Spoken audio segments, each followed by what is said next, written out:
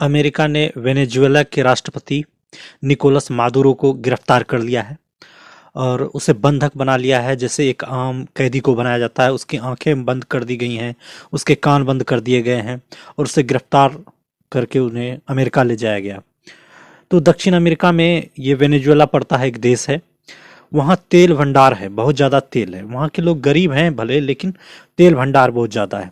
उसी तेल भंडार पर अमेरिका की नज़र थी और अमेरिकी कंपनियों की नज़र थी। एक कंपनी का नाम चार्नोविल था और एक्सन मोबिल, ऐसा कुछ नाम है।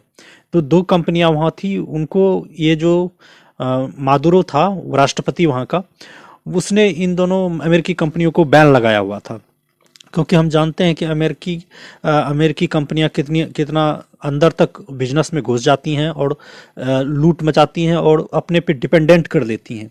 मान लो जैसे अभी गूगल भारत पर या पूरी दुनिया में डिपेंडेंट कर दिया है लोगों को। किसी देश के पास अपना सिस्टम नहीं है, चीन और रूस को छोड़कर। तो इसी तरह यदि गूगल चला जाए तो बहुत भारी दिक्कत हो जाएगा, लोगों की अर्थव्यवस्था बैठ जाएगी। तो खैर ऐसी बातें हैं। तो अमेरिका की पुरानी आदत रही है कि वो किसी को बदनाम कर कर गिरफ्तार करता है या मारता है। तो इस पे क्या आरोप लगाया गया? इस पे आरोप लगाया गया मादुरो पर कि वो ड्रग सप्लाई करता है।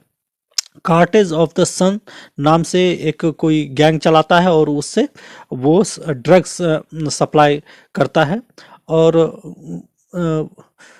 इसी ड्रग सप्लाई से अमेरिका में ज़्यादा ड्रग की समस्या है, ऐसा उसका मानना है, ऐसा उसने आरोप लगाया है। तो लेकिन असली मकसद मुझे लगता है कि वो तेल है। और वो चूंकि वेनेजुएला जो ये राष्ट्रपति था, ये चीन और रूस के प्रभाव में था, जबकि उस क्षेत्र को अमेरिका अपने प्रभाव में मानता है। इसलिए उसने सोचा कि चलो इसको गिरफ्तार करते हैं और सरकार बदल देते हैं। 2013 से वो सरकार में थे। ह्यूगो चांग नाम के कोई पहले राष्ट्रपति थे, उनका ये राइट हैंड हुआ करते थे।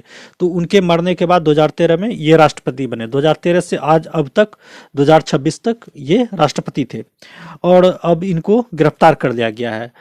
उन पे आरोप लगाया गया है, जिसका कि वहाँ के लोगों ने भी विरोध किया कि ये लोकतंत्र की हत्या है और ये कहा जाए कि अंतर्राष्ट्रीय अपराध है। इन्होंने जानबूझकर CIA के एजेंटों के द्वारा इसको गिरफ्तार करवाया है। तो अमेरिका की ऐसी पुरानी आदत रही है, जो कमजोर देश होता है उसको लूटने की के लिए वहाँ के नेताओं को, जो देशभक्त नेता होते हैं, उसे हटा देता है और जो उनकी बात माने, उनकी कंपनियों का प्रॉफिट करवाए, ऐसे राजनेताओं को वो इस्टेब्लिश करता है। तो इसकी पोल पट्टी खुल चुकी है और सभी लोग ये जानते हैं। जैसे जैसे धीरे धीरे सोशल मीडिया का प्रभाव बढ़ता है, लोग नॉलेज गेन करते हैं। तो यही सारी कहानियां हैं आजकल ये चल रही हैं।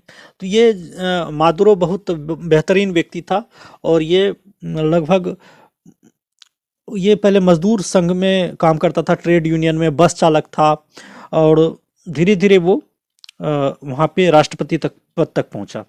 और उसकी पत्नी को गिरफ्तार कर लिया गया है, उसे गिरफ्तार करके अमेरिका ले जाया गया है और कहा जाता है उसे न्यायिक प्रक्रिया का सामना करना पड़ेगा।